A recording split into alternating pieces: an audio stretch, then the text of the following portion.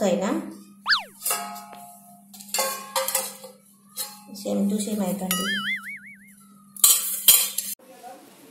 नवीन recipe पाहण्यासाठी like करा, subscribe करा आणि ही घंटी वाजवा।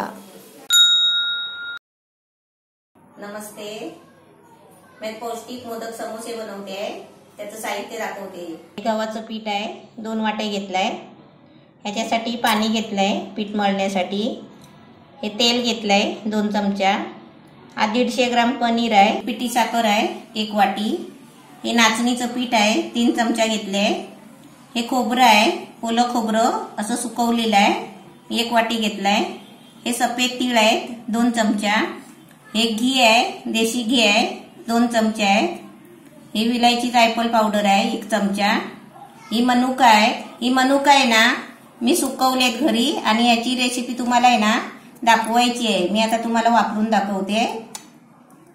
हे काजू आहेत, 10-15 काजू घेतले। हे 15 बदाम घेतले आणि हे आहे ना पिठामध्ये टाकायला मीठ घेतलंय।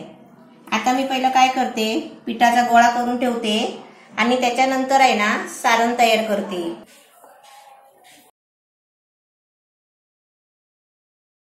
याच्यामध्ये थोडं मीठ घ्यायचं आहे, चवीपुरतं घ्यायचं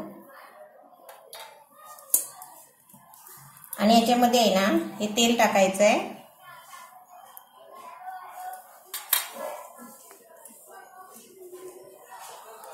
तेल मीठ टाकून आहे ना चांगलं मिक्स करायचं।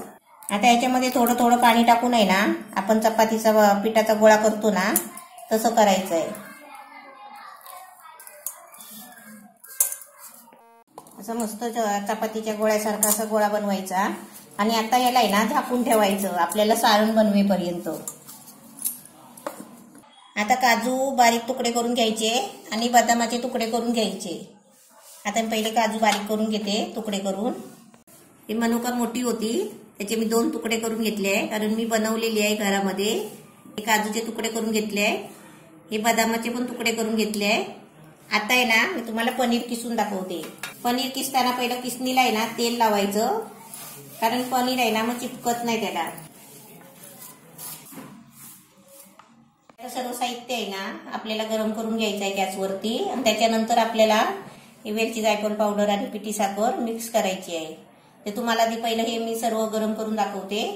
तवा तापलाय, आता त्याच्यामध्ये आहे ना मी तीळ गरम करून घेते। तीळ मस्त आता भाजले आहेत बघा, फुगले आहेत चांगले। आता गॅस मी आहे ना एकदम बारीक केलाय।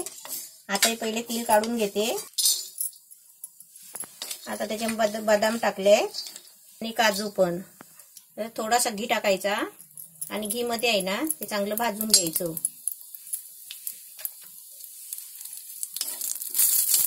गॅस एकदम बारीक केलाय कारण भिडाचा तवा आहे ना तापला की थंड नाही होत लगेच। हे काजू बदाम थोडे भाजले ना घी टाकून की त्याच्यामध्ये मनुका टाकायची। मस्त भाजले, आता हे काढून घेते। आता हे ओलं खोबरं आहे, सुकवून ठेवलेलं आहे ओलं खोबरं। ते पण मी तुम्हाला ओलं खोबरं सुकवून कसं ठेवायचं ते पण मी तुम्हाला दाखवेन। खोबरं पण एकदम मस्त भाजून झालंय। खोबरं भाजलं ना की त्याला चांगला सुगंध येतो।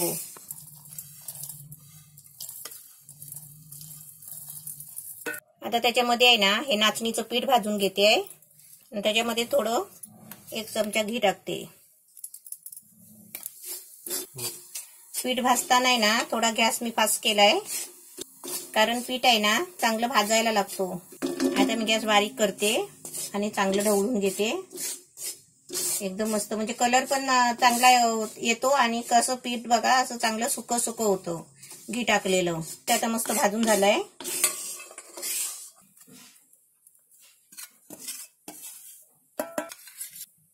आता याच्यामध्ये तव्यामध्ये घी टाकते। पनीर पण मस्त 2 मिनिटं फ्राय झालाय बघा। आता मी गॅस बंद करते। हे आता सर्व सारण आहे ना भाजून घेतलंय मी। आता हे फक्त मिक्स करायचं आहे। आता याच्यामध्ये हा पनीर फ्राय केलेला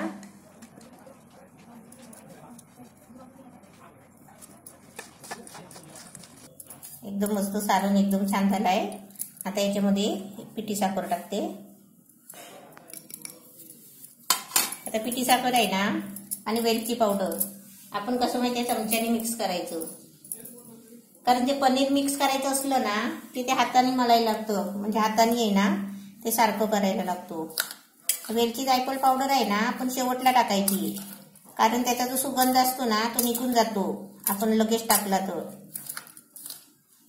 आता याच्यामध्ये हे वेलची जायफळ पावडर मिक्स करायचं आणि झाकून ठेवायचं लगेच.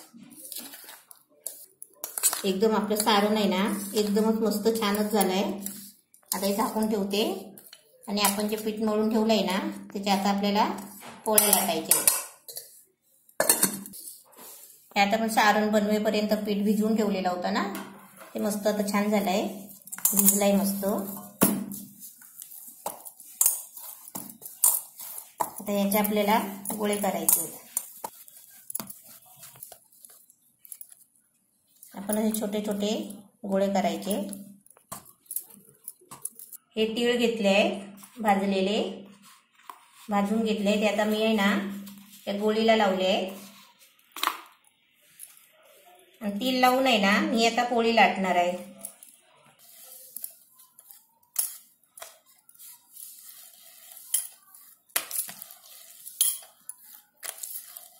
असे छोटे छोटे आधी मी पुऱ्या करून घेते. 8 पोळ्या मी असे लाटून घेतले तीळ लावून. आणि आता याचे आहेत ना 2 भाग करायचे आहेत. आता पोळीचे 2 भाग केले आहेत आणि आता आपल्याला आहे ना त्याला समोश्याचा आकार द्यायचा आहे असा.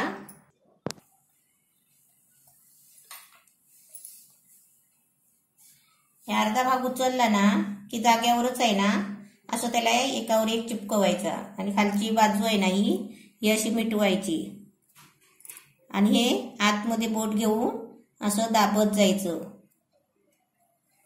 कारण पीठ आहे ना ओळ असल्यामुळे ते लगेच चिपकतो.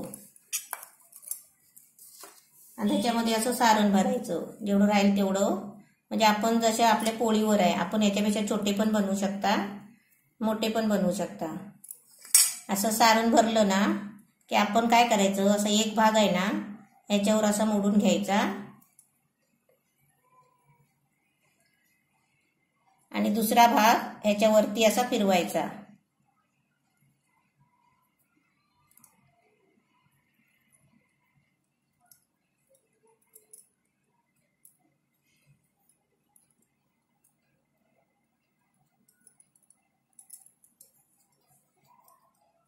आणि दाबून आहे ना चांगला त्याला आकार द्यायचा समोश्याचा.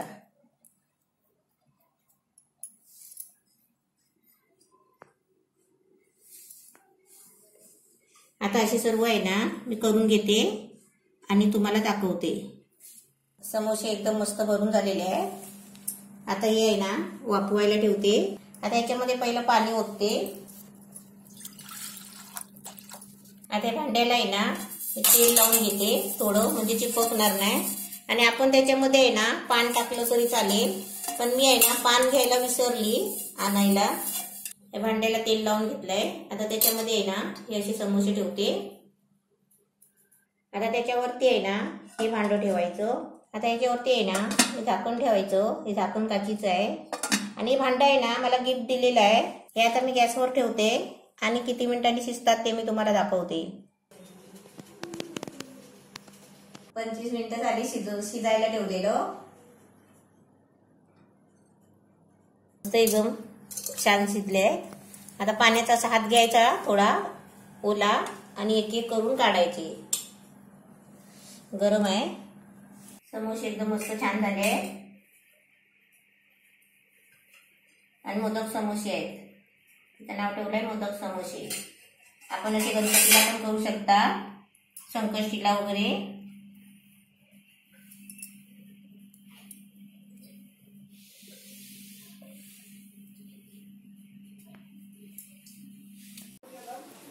नवीन रेसिपी पाहण्यासाठी लाईक करा, सबस्क्राईब करा आणि ही घंटी वाजवा.